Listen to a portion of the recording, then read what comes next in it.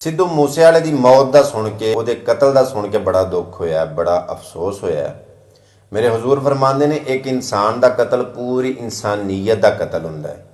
सो मैं वाजे करता जावा, मैं सिद्धू मूसेवाले का फॉलोवर नहीं हाँ, ना ही वो मेरा रोल मॉडल सी, ना ही वो मेरे वास्ते आइडियल सी, ना ही मैं उसका पैरोकार सा। लेकिन दुख इस चीज़ का होया कि एक स्टार सी, फिर पंजाबी सी, जट भरा सी, मैं वो कतल की मजम्मत करना। लेकिन जेड़े नौजवान जेड़े लड़के अज बड़े दुखी होए ने, बड़े परेशान होए ने कि साडा स्टार दुनिया तो टुर गया, उन्होंने मैं कहांगा कि थोड़ा जा गौर करियो कि तुसी किन्नू फॉलो करते हो। मैं लफज फॉलोवर के उत्ते फॉलो से थोड़ी जी रोशनी पाना चाहना।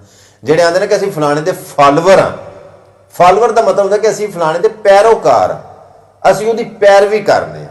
ਜਿਹੜੇ सिद्धू मूसेवाले के फॉलोवर सन अज परेशान ने, उन्होंने कहांगा कि तुसीं किहदे फॉलोवर हो, थोड़ा जिहा गौर करियो अपने आप के उत्ते।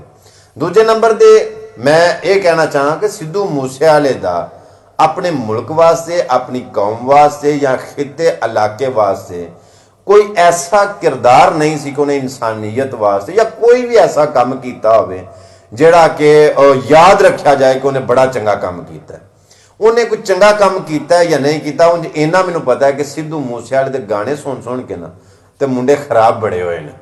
आ बड़े नौजवान जेड़े अंदरों बेचारे कख कंडा ने, फुल ते छापर ही निकलते हैं, वो भी मुंडे सिद्धू मूसेवाले के गाने सुन सुन के तो अपने आप को बदमाश समझन लग पे सन।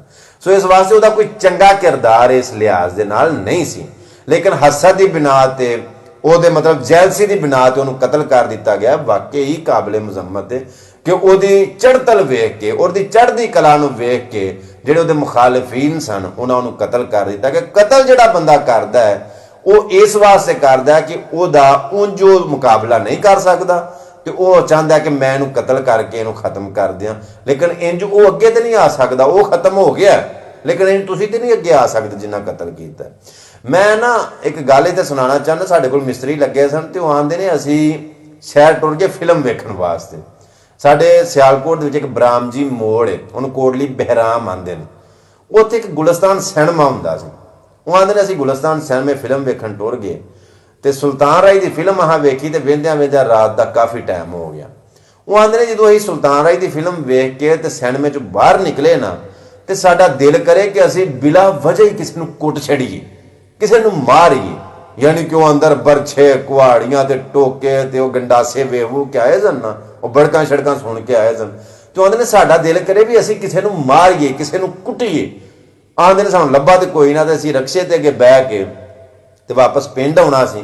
ते रक्शे वाले नूं अहां पुछया भी किन्ना किराया है, ते उहने दस्सिया भी इन्ना थोड़ा जिहा दिहाड़ी नालों रात दे टाइम रक्शे वाले किराया ज्यादा मंगदे ने। वो आंदे ने असां पुछया है इन्ना किराया, तो वह रक्शे वाला भी समझ गया भी ये सुल्तान राय की फिल्म वेख के आए हैं।